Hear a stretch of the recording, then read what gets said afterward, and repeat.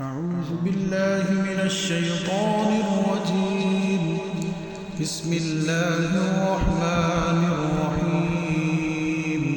وقال لهم نبيهم إن آية ملكه أن يأتيكم التابوت فيه سكينة من ربكم وبقية مما ترك آل موسى وآل هارون تحمله الملائكة إن في ذلك لآية لكم إن كنتم مؤمنين. ثم أنزل الله سكينته على رسوله وعلى المؤمنين وأنزل جنودا لم تروها وعذب الذين كفروا وذلك جزاء الكافرين. إلا تنصروه فقد نصره الله إذ أخرجه الذين كفروا ثاني اثنين إذ هما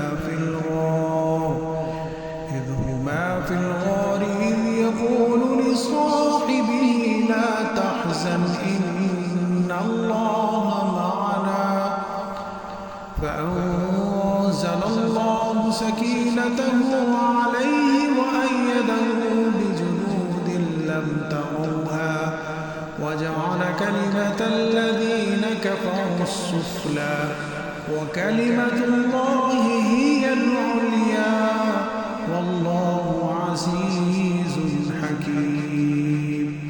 هو الذي أرسل السكينة في قلوب المؤمنين ليزدادوا إيمانا مع إيمانهم ولله جنود السماوات والأرض وكان الله عليما حكيما. لقد رضي الله عن المؤمنين إذ يبايعونك تحت الشجرة فعلم ما في قلوبهم فأنزل السكينة عليهم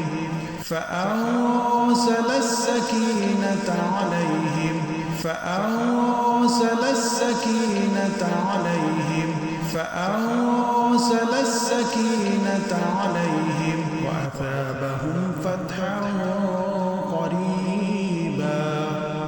إذ جعل الذين كفروا في قلوبهم الحمية حمية الجاهلية فأنزل الله سكينته على رسوله وعلى المؤمنين وألزمهم كلمة التقوى وكانوا أحق بها وأهلها وكان الله